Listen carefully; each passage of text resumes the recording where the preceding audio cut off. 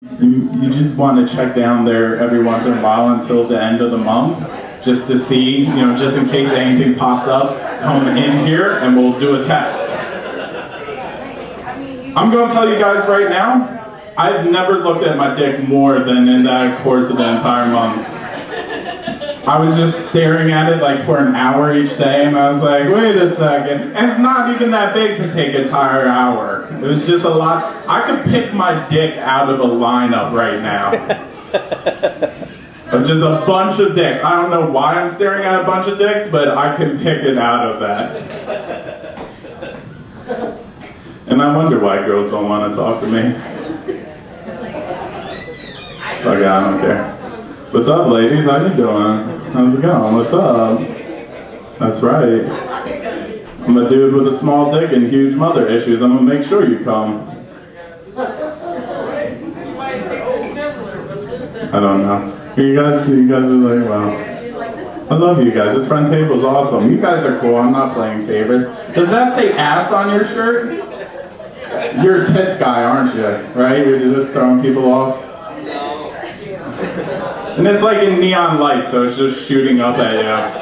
It's fucking crazy. I like that though. I've been with dudes, I've like literally blown dudes and had sex with dudes. Like, I just like to put that out. I tell people that, I'm not afraid of it. Ass dude shaking his head, I don't know why. You're not very type specific with ass on your shirt, like, I've been with dudes, I'm not afraid, I'm not gonna lie, like, everybody should experience everything. And especially if you're high on ecstasy and you turn down a blowjob from a dude, you're probably a fucking faggot. Like, you gotta be a faggot if you turn down a blowjob from a dude high on ecstasy. I mean, seriously, faggot. What other things?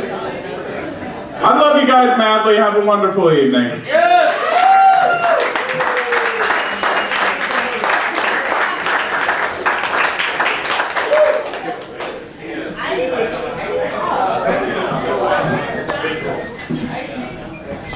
That was Mike McGowan. Hottest muffin top in town. Hottest muffin? What? Sorry. Like to think that I'm a good person, I don't have any prejudices. Yeah, you I do.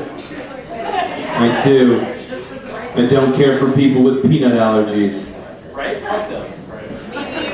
Science proves that they're genetically inferior. If you're a Darwinist, they're right on the chopping block.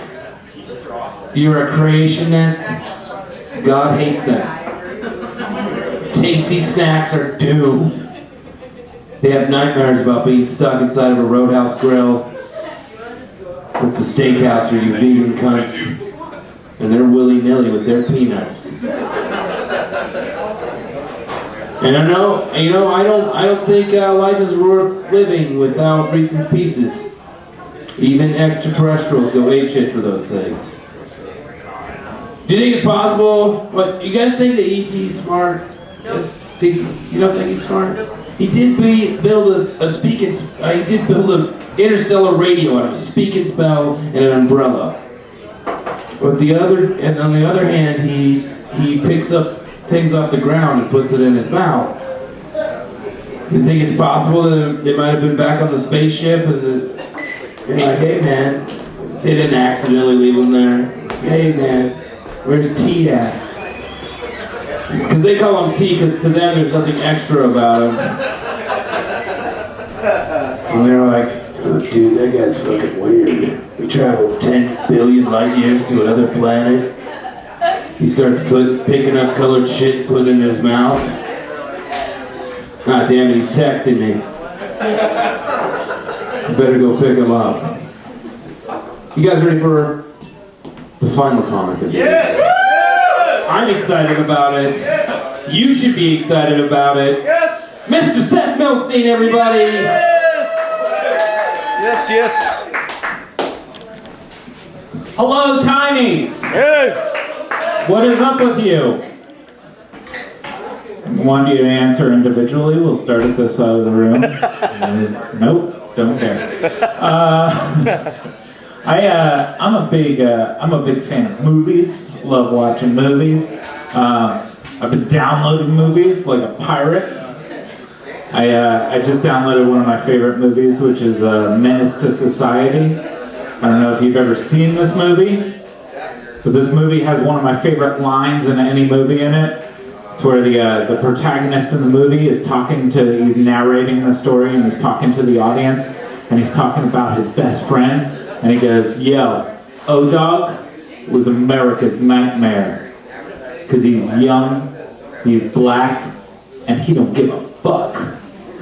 And the minute I heard that, I realized that I wish I was any one of those three things.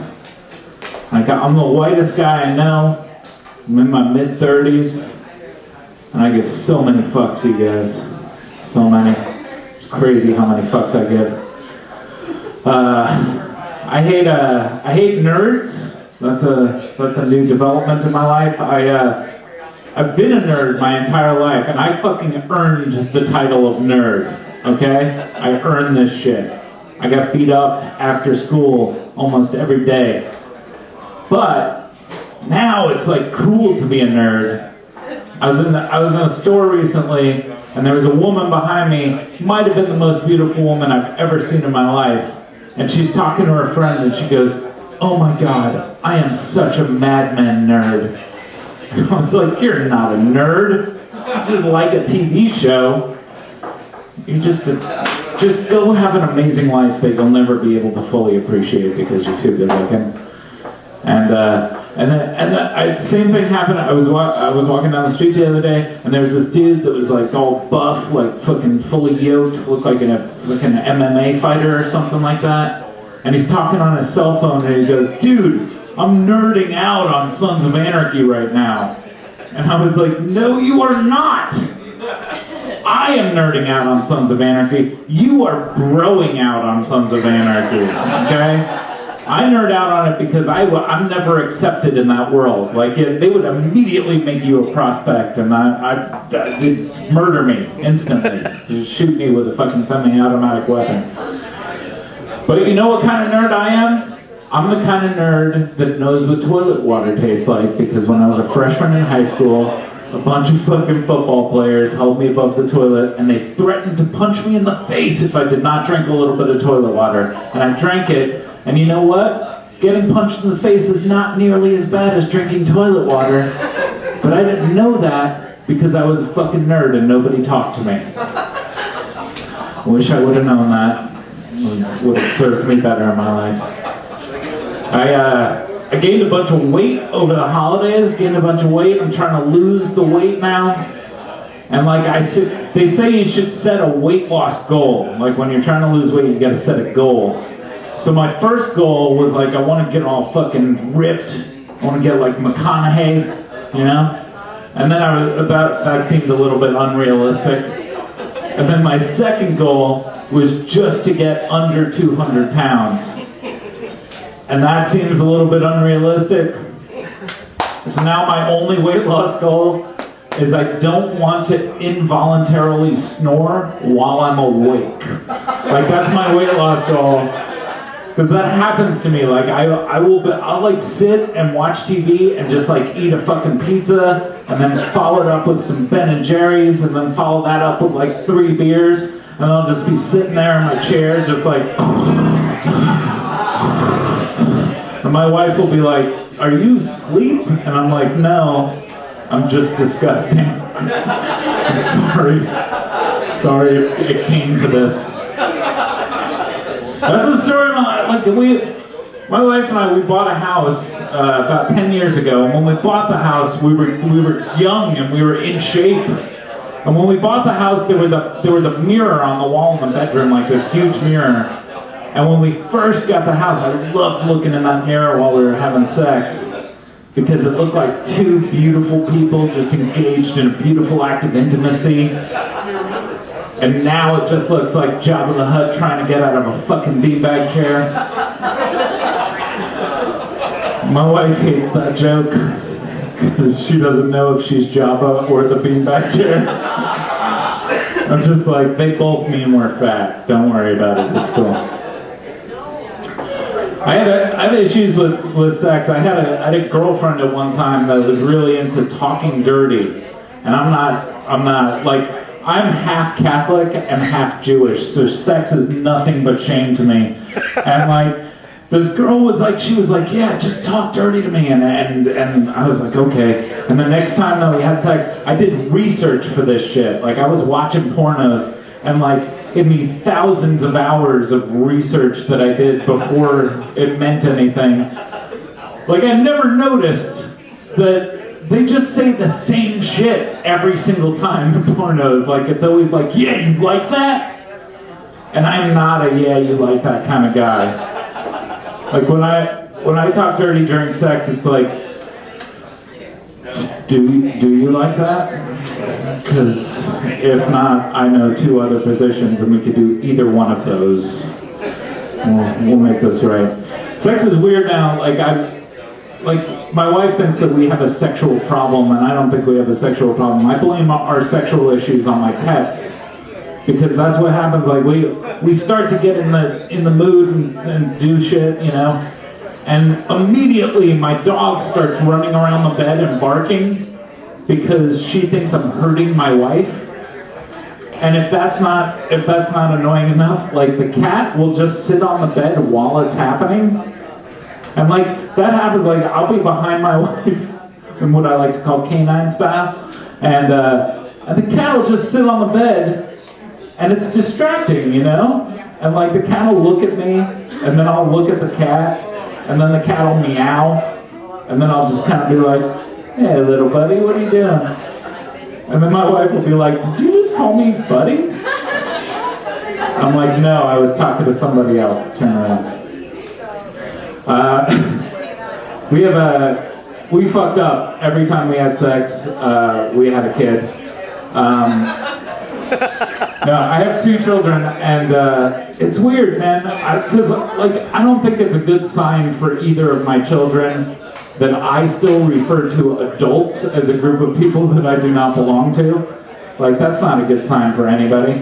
But it's interesting being a father. Like, we have I feel like when you become a father, you immediately become afraid of, for your child. Like, the moment that your kid's born, you're filled with fears. Like, like, you're afraid of kidnappings. Like, I'm here right now, and I can't see my children, and in my head, both of my children are teeter-tottering on the top of a ladder, like, drinking a gallon of gasoline and with a bucket of broken glass or something. Like, that's just what's in my head. But I think I can speak for all parents. The biggest fear that you have is that your kids are going to walk in on you while you're fucking. And that happened to me, and I'm going to share that story with you so that you can learn and be better from it. When my daughter was 5 years old, we put her to bed one night, and then the wife and I go to bed, and one thing leads to another, and she starts going down on me. And she's really good at what she does, so I've got my eyes closed. She's clearly in no position to be the lookout. And a couple of minutes go by, and I hear my daughter's voice in the room say one word: ew. With that one word, I instantly knew 3 things. 1, she was up and out of bed. That was clear. 2, not only had she seen what was going on, but she had seen it for long enough to make the decision that it was gross. 3, I don't think I'm getting the end of this blowjob. That is not going to happen tonight. But you have to do something in that situation. You can't leave a kid hanging with that information in the head. That's like a stripper on a pole waiting to happen. So what I did, I went into a room, I sat down, and I said, look, you didn't do anything wrong. What you saw was a way that mommies and daddy, well, it's a way that mommies shows daddy that she loves him. And this is the most important part. I gave her a bowl of ice cream with just a little bit of NyQuil drizzled over the top. I guarantee that will knock out the last 3 hours of their memory, and then you are home free. And it is awesome. My son's 6 years old now. I'll tell you this. When I was a kid, my only thing, as a young man growing up, my thing was, I had my stepdad walk in on me while I was masturbating, and that was the worst experience of my life. That's horrific. It's the most horrific thing that could happen, because no matter what, like, that's someone that close to you walking in on such an intimate moment, and I held that belief for my entire life until about a week ago when my son walked in on me while I was masturbating. And that's a fucked up situation, because he's 6, he doesn't know, like, I haven't taught him shame yet. He didn't know anything wrong was going on. Like, he just walked into the room and was like, "Hey Dad, what you doing?" "Oh, you got your wiener? What are you doing with your wiener?" And I was like, "Oh, I was giving it a hug because it was sad." Why don't you go out into the living room and find your mom and tell her what you saw and that this is all her fault? That's how you deal with that situation.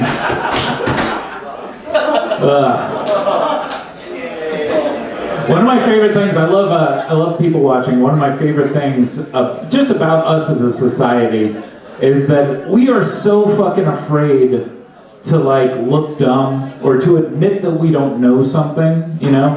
I was hanging out one time after a comedy show, and we're hanging out outside smoking weed, and I was with my friend, and this other guy was there, and he was talking, and he used the word corpulent in a sentence, and I didn't know what that word meant.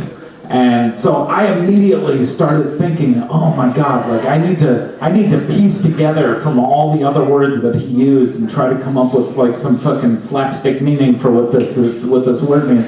And my friend that was standing next to me, while I was thinking that, just goes, "Hey, I don't know what that word means." And I was like, "Fuck, dude, now they hate us. Everybody hates us because of you." And the guy just told him what it meant, and it means fat, and that's a dumb word to use for fat because it's too many syllables. But then I was like, I started thinking, like, when did I first decide to do that? Like, when was lying to look smarter than I am, like, become, like, an important thing to me? And I traced it back to when I was 8 years old, and I was at summer camp, and my brother was 16 years old, and I looked up to him, I thought he was the shit. And he called me at summer camp, and I thought that was so cool.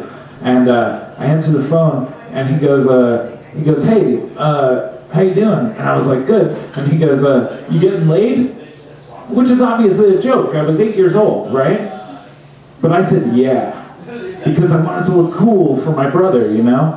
And he goes, "Really? Are you actually getting laid, or are you just making out with girls, or what?" And I was like, "No, I'm having the whole sex. Whatever has to happen for it to be called sex, that's what I do with girls." And he goes, "Really? Do you come?" And I had no fucking idea what that word meant. I had no idea. So I said yes. And then he goes, "Really? How much comes out?"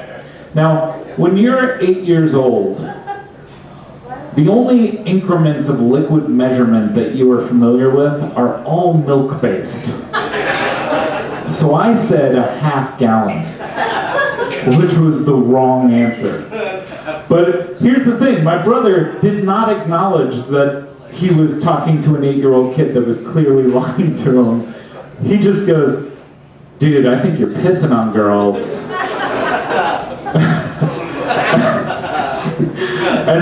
And yeah, I was like, I don't know. And yeah, but that was the thing, like, he just forgot that he was talking to a little kid, and he went into friend mode, and he was like, "Dude, I think you're pissing on girls." And I was like, "No, I'm coming," or whatever that is. That's a normal thing. I recently got chastised for how I masturbate by a friend of mine. He was joking, he was just telling a story, and he was like, "Yeah, I was out at the bar, and I was macking on this girl all night, and it didn't work out, so I had to go home and jerk off." And I just was trying to be funny, and I was like, "Hey, when you jerk off, do you do it into a sock, or do you just rub it in on your belly and flake it off in the morning, or whatever?" And he just got mad at me, and he was like, "Dude, you're a married guy with kids, and you don't jerk off directly into a paper towel? Come on, man, fucking grow up." And I was like, "Oh, he's right." And then, like, I ran into him like a couple of weeks later, And like he wouldn't make eye contact with me. And I was like, dude, what's wrong? And he goes, well, ever since we had that conversation, every time I jerk off, I can't stop thinking about you. And I was like, hey, that's the same for me, because I was jerking off into a paper towel the other day the way you taught me, and all I could see was your face. That's all I got for you.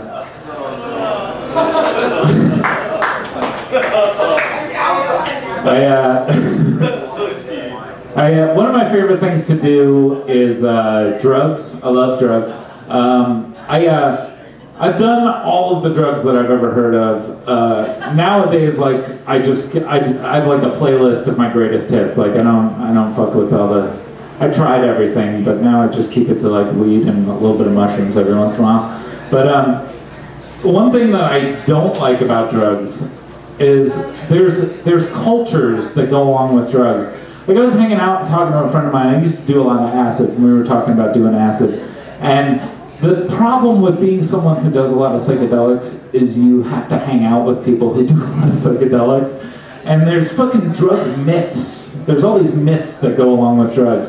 And I was hanging out with a buddy of mine, and we're talking about drugs. And he goes, we're talking about acid specifically, and he goes, did you know that if you do more than 50 hits of acid in your life, the government deems you mentally handicapped?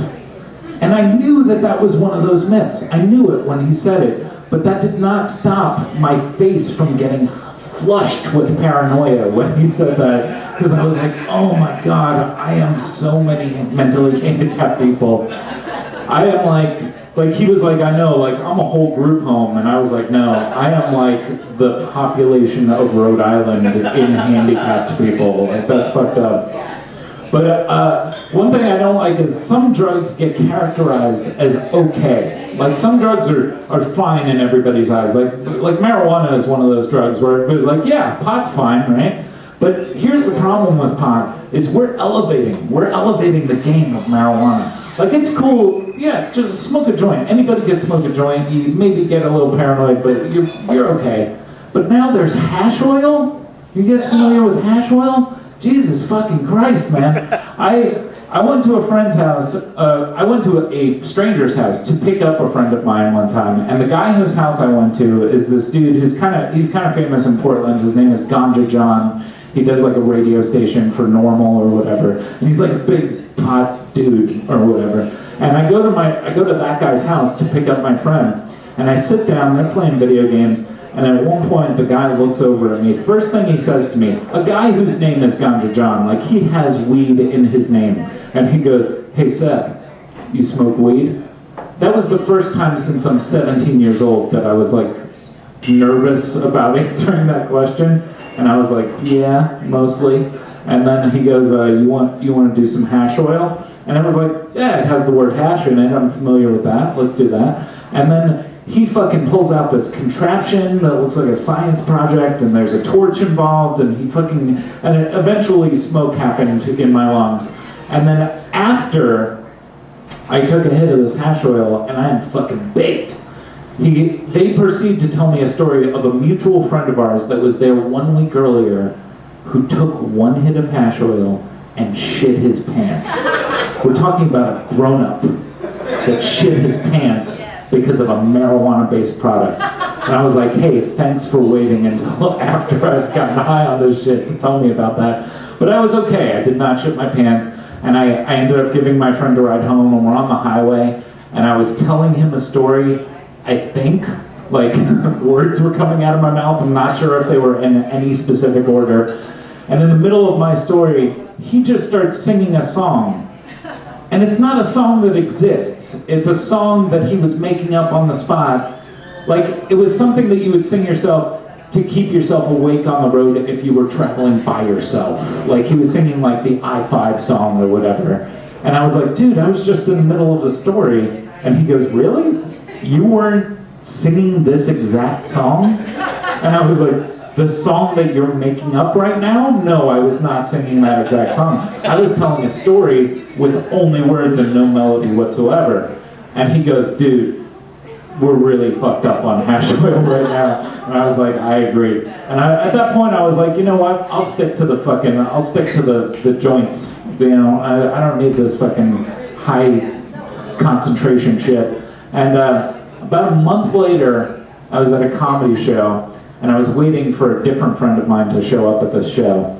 And a guy that I know is walking through the crowd, and he sees me, and he goes, "Hey man, blah blah blah, hash oil." And I was like, sure, because I forgot about the other time. So this time I take like 3 or 4 hits of this hash oil. Like he's got one of those vaporizer pen things. And I take 3 or 4 hits, and now I'm higher than I've ever been in my life. And he disappears into the crowd like a magical marijuana wizard. And I am fucking stuck waiting for my friend. Like, what I want to do at this point is I want to go and find my car, which would have been impossible. And I want to curl up in the fetal position in the back seat and just cry for 6 hours. Because that's all I was prepared to do, being this high on hash oil. But I couldn't do that because I was waiting for somebody. So I'm just standing there, and a couple minutes goes by, and I start to smell shit in the air. Now, if you remember the beginning of the story, I'm very paranoid at this point because I'm that high that I may have shit my pants and I don't know it. So I run to the bathroom, and I do a little spot check, and everything's fine. I'm totally cool. And I go back out there. Sure enough, a minute later, I'm standing in the same spot, shit smell again. And I'm looking around, and I see this guy standing about 5 feet away from me, and he's like a crusty, like hipster dude with the big beard and the fucking flannel shirt or whatever. Like I'm looking at him and I'm like, that's a guy that would probably shit his pants at a show and then not do anything about it. So now I'm kind of obsessed. Like I need to know where the smell's coming from. So I see this guy, and I kind of like meander over to him, and I lean in. And it doesn't smell any more or less like shit near this guy. But I'm convinced, and this is how high I am. This is my plan. I reach into my pocket and I pull out my lighter, and I'm going to throw my lighter on the ground behind this guy. And then when I bend down to pick up my lighter, I'm going to stick my nose in his asshole. And the best case scenario is that I stick my nose in a stranger's asshole, and it smells like shit because he shits his pants. And then I'm not crazy. Like, that's the only thing that works out in my brain to be okay. And so I do it. I fucking drop the lighter behind him, and as I'm bending down, I'm thinking of every single time that I've ditched out on a job interview to get high. I'm thinking about every time that I cut class to go smoke a joint in the parking lot. I'm thinking about every moment in my life that led to this, where I'm going to smell a stranger's asshole and be gleeful because he has shit his pants. And as I get down to the lighter, my friend that I'm waiting for shows up. And he goes, "Hey dude, what are you doing?" And I was like, picking up this lighter, and that is all. And he's standing next to me, and a couple minutes goes by, and I see him go like this. And I'm like, he smells it. And then he looks at me and he goes, "Hey, do you smell popcorn?" And I look to my left, and the entire night I had been standing next to a popcorn machine that was popping fresh popcorn. And I was so fucking high that I mistook the smell of shit, which I have been familiar with since the day I was born, for the smell of popcorn that I've been familiar with at least since E.T. came out in 1985. And at that moment, I decided I'm never going to smoke hash oil again, because that is a fucking horrible substance. Nobody should be allowed to be that high. But here's the thing. Like, pot gets a fucking free pass, but cocaine gets a bad rap. And I don't think cocaine should get a bad rap, because cocaine's fucking amazing. I'm about to tell you about the first time that I ever freebased cocaine. I was with my best friend, my 2 best friends in the world. We were in a band together. We had just graduated high school. Like, we were such good friends that our girlfriends didn't like each other, but they had to be friends because we hung out together so much. And one of us had gotten a little bit deeper into drugs than the rest of us. And one night he was just like, "Hey, blah, blah, blah, cocaine." And we were like, "Sure, let's all do that." And so we start snorting cocaine and everything's fine, and then he's like, "Oh, I know how to freebase cocaine." And so he teaches us how to do like foilies or whatever, and we're doing foilies, and I take my first hit, of quote-unquote fruit-based cocaine. And it was the best experience I've ever had in my life. Like, as soon as that goes into your lungs, you're just like, what can I sell to keep this happening for the rest of my life? And so while I'm doing it, the guy who knew what was up is leaning over my shoulder and he goes, yeah, and after you take your hit, you should stand up and put your hands behind your head because like it opens up the capillaries in your lungs and you get way higher. And I was like, shut up! You're ruining the best feeling that I've ever had in my life right now with all those dumb words. And so he kind of meanders on and he does that thing, like he takes a hit and he fucking puts his hands behind his head and then he falls the fuck out. Like he passes out, he knocks over a TV, breaks a window, like he would... I've seen people pass out drunk before, and it's hilarious. When people pass out drunk, you're just like, what a dickhead, he's gonna fucking have a headache in 6 hours. But this dude passed out, his eyes rolled back in his head, and he lost the person behind his eyes. And I looked at him, and he was my best friend, and I said, that dude's dead. But because I was on cocaine, my hands and my body moved with a speed that was beyond me, and it just took over, and I knew what to do. And I went over to his body, and I reached down, and I grabbed that cocaine out of his pocket, and I ran into the bathroom. Because I had just found my new favorite thing in the world, and this dude's clearly dead. We are at least getting questioned by the police, if not arrested. And when all that shit was done, I was gonna want to do some cocaine. So then I thought it was kind of weird that I fucking grabbed cocaine out of this dying dude's pocket and ran into the bathroom. So I just hid it in the ceiling and I pretended the whole reason I went in there was for a glass of water. And I came back out, and to my dismay, our other friend had revived him while I was in the bathroom.